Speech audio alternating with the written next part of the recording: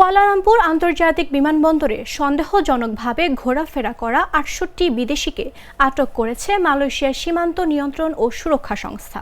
এদের মধ্যে ৪৫ জন বাংলাদেশি রয়েছেন। বুধবার এ ঘটনা ঘটে।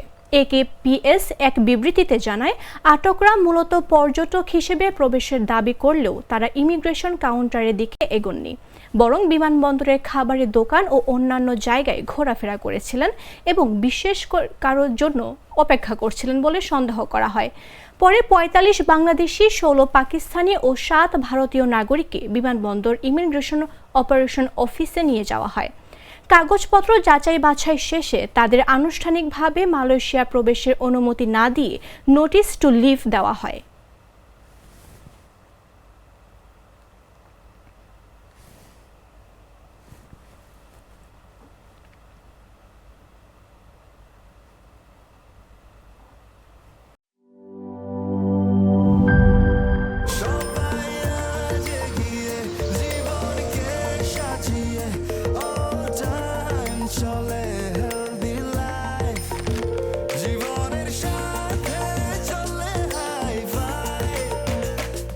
চলার পথে স্বাস্থ্যকর all time honeycomb, all time healthy life.